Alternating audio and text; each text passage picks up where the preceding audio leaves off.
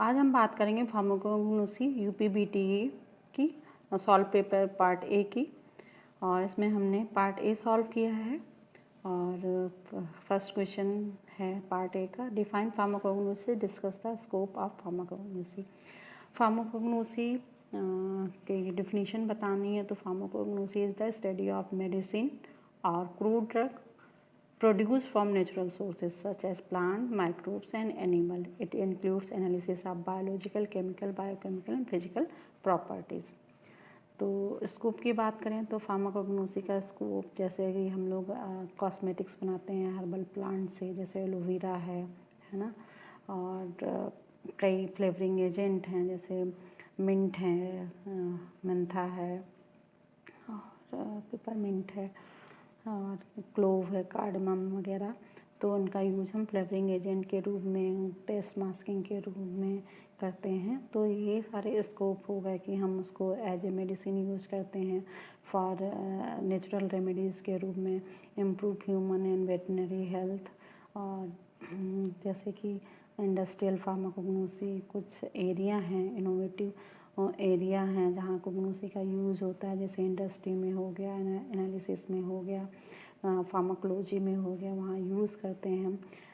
और बायोटेक्नोलॉजी में molecular biology है, रिसर्च प्रोग्राम में बहुत सारे कोलैबोरेटिव प्रोग्राम बनाए गए हैं जिसमें हम फार्माकोग्नोसी को जो भी प्लांट्स से रिलेटेड केमिकल्स हैं या फिर ड्रग्स हैं उन पे स्टडी कर रहे हैं, उनका रिस्पांस देख रहे हैं। नेक्स्ट है describe in the short the various system of the classification of crude drug.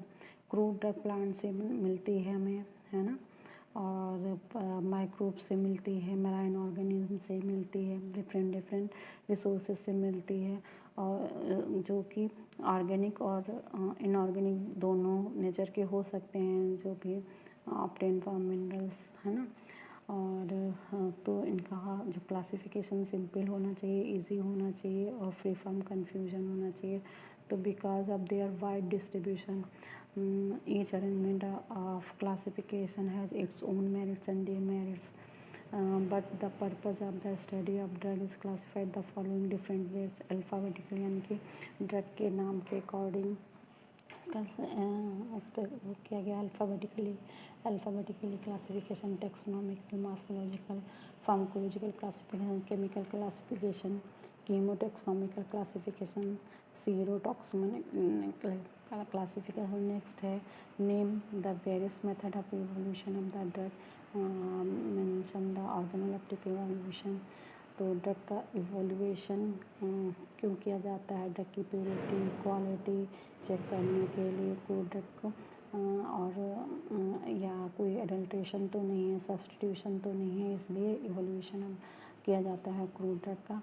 और ये जो इवोल्यूशन है कितने तरह का होता है, जैसे कि ऑर्गेनोलेप्टिक इवोल्यूशन यानी कि सेंसस के आधार पे, माइक्रोस्कोपिक इवोल्यूशन माइक्रोस्कोपिक स्ट्रक्चर के आधार पे, केमिकल जो भी केमिकल पाए जाते हैं उनके आधार पर, फिजिकल अपीयरेंस के आधार पे, और या फिर मॉर्फोलॉजिकल इवोल्यूशन भी कह सकते हैं, और बायोलॉजिकल इवोल्यूशन यानी कि उसकी बायोलॉजिकल एक्टिविटी के आधार पे।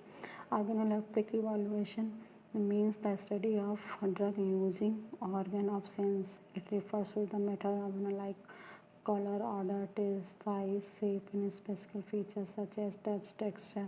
Obviously, the initial site of the plant or extract is the specific that is tend to identify itself.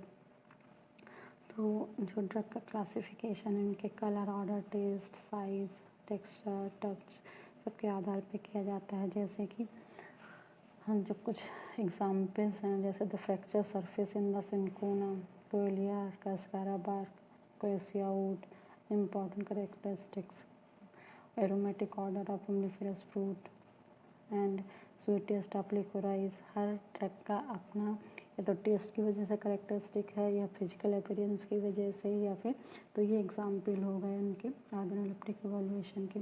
What is the alkaloid, alkaloid क्या है और कहाँ कहाँ पाए जाते हैं, और टेस्ट ऑफ एंड आइडेंटिफिकेशन। तो alkaloid are any of the class of naturally occurring organic nitrogen containing bases Alkaloids have diverse and important physiological effects on human and other animal. Well-known alkaloids include morphine, strychnine, quinine, ephedrine and nicotine. तो इतने सारे जो हैं alkaloid क्या है, naturally occurring organic nitrogen containing bases हैं।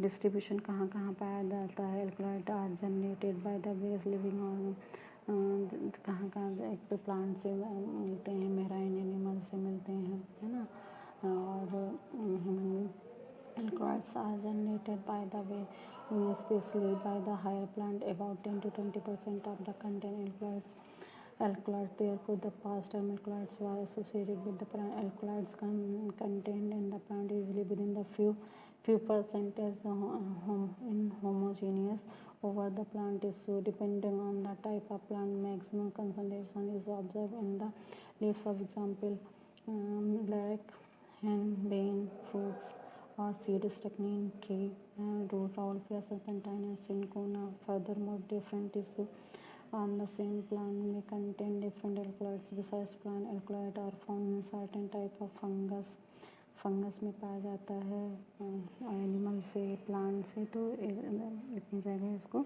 निकाला जाता है। टेस्ट कौन कौन से हैं, ड्रैगन ड्राफ्ट टेस्ट। अगर 1 ml हम ड्रैगन ड्राफ्ट लेंगे और 2 ml एक्सट्रैक्ट लेंगे तो ऑरेंज प्रेसिपिटेट आएगा, तो इसका मतलब कि एल्कलॉइड प्रेजेंट है। इसी तरह से मेयर रीजन के साथ 1 ml एक्सट्रैक्ट लेंगे तो येलोइश वाइट प्रेसिपिटेट आएगा, presence of alkaloid. Hager reagent में क्या होता है कि फ्यू ड्रॉप ऑफ एक्सट्रैक्ट लेकर हैगर रीजन के साथ लेंगे तो येलो प्रेसिपिटेट फॉर्म होता है, तो ये इंडिकेट करता है कि एल्कलॉइड प्रेजेंट है। तो इसमें क्या है, biological source, chemical constitute therapeutic uses बनाने। राउवोल्फिया का बायोलॉजिकल सोर्स है। राउवोल्फिया सर्पेंटाइना एवरग्रीन प्लांट है, शर्प के रूप में पाया जाता है। पोसाइनेसी फैमिली का प्लांट है। केमिकल कॉन्स्टिट्यूट राउवोल्फिया एल्कलॉइड है ये राउवोल्फिया सर्पेंटाइना, इसका पूरा नाम है। और it consist 40 type of alkaloids, 40 तरह के एल्कलॉइड्स होते हैं।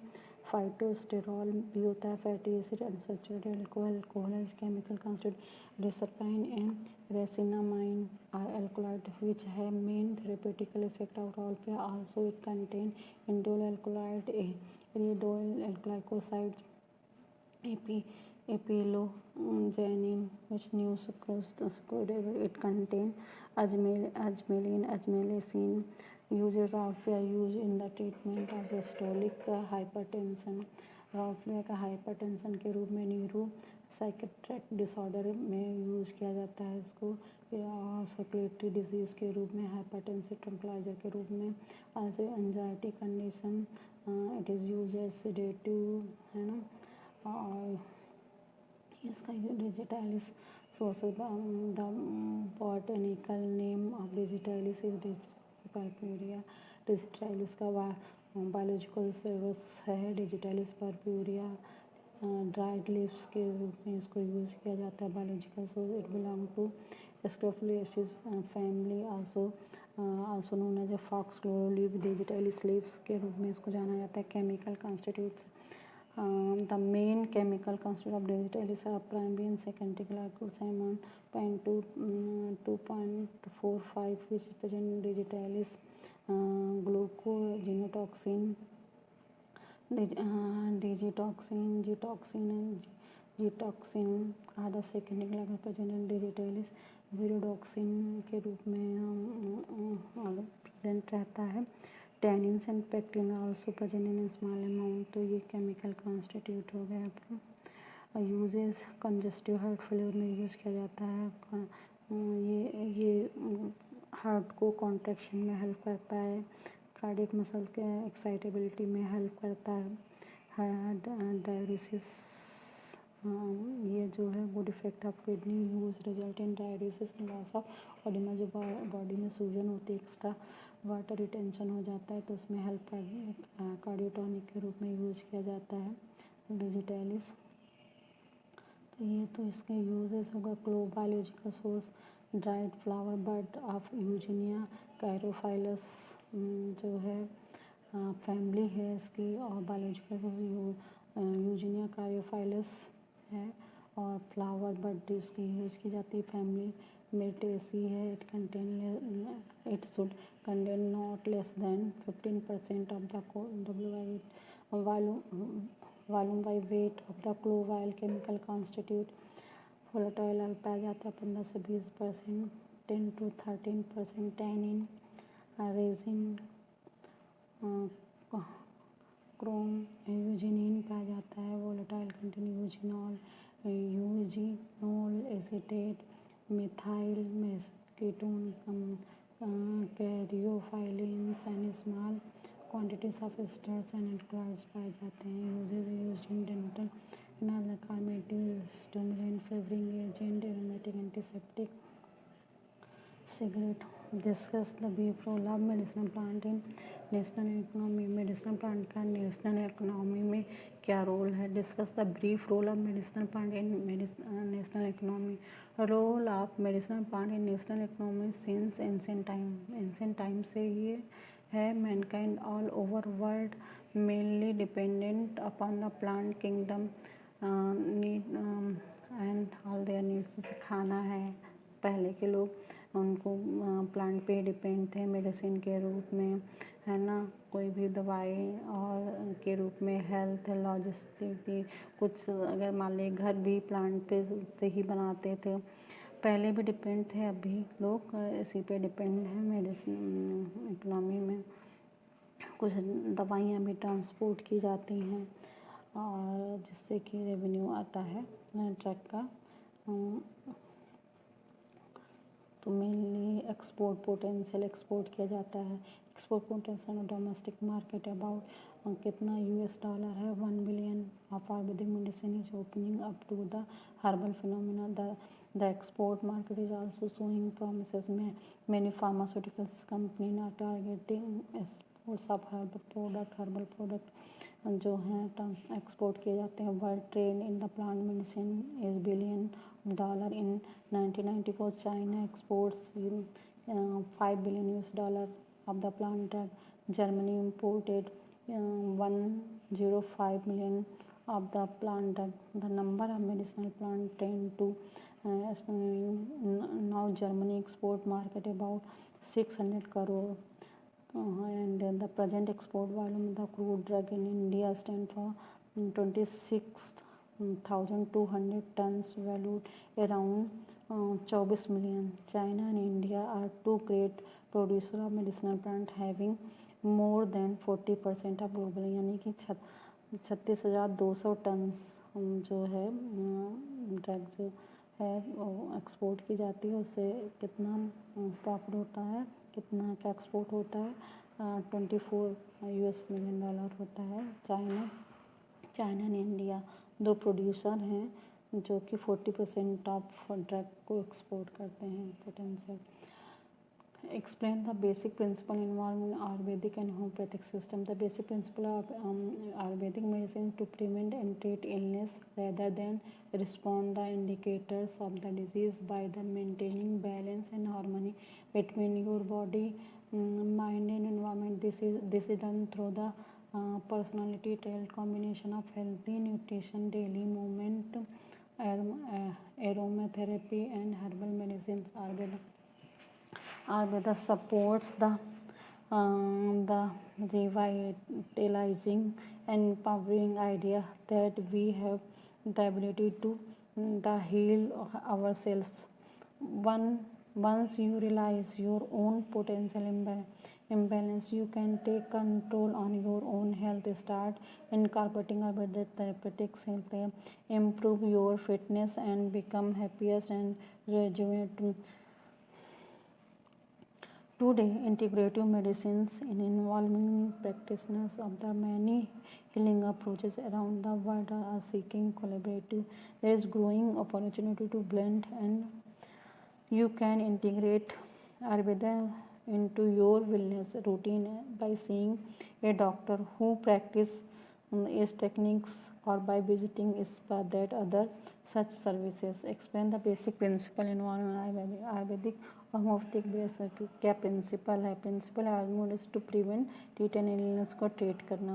आयुर्वेदा बिलीव्स इन 5 बेसिक्स में बिलीव करता है। एलिमेंट, महाभूता, पंच महाभूता, स्पेस, एयर, फायर और वाटर एंड अर्थ में से मिलकर बना हुआ है शरीर हमारा, बॉडी, जो manifest 3 basic humour known as 3 dosha पाए जाते हैं, वाता, पित्ता और कफ, वात, पित्त। these 3 governs creation, maintenance and destruction of the body tissue as well as the assimilation and elimination. Each person is born in the unique combination of these dosas which decided their basic constitution of Prakriti. Understanding of each person for deciding their personal diet and exercise pattern, supplement and medical herbs, cleaning of the rebuilding therapist. That is right for among the chief method Ayurveda employs for the maintenance and restoration of the health.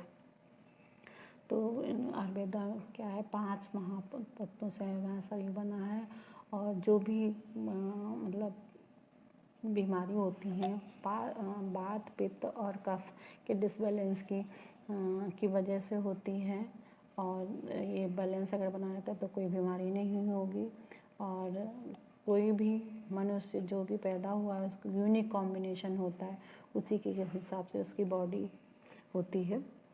The basic principle of homeopathy, the basic principle of homeopathy is that substance that trigger certain disease can also be used to this disease. This is the referred to the law of similarities as which as like cure like principle. Homeopathists also believe that shaking and diluting the substance increase the potency. A process referred to potentialization or succession. This form of alternative medicine was first described by the German physician Samuel Hahnemann in 1796. Thank you.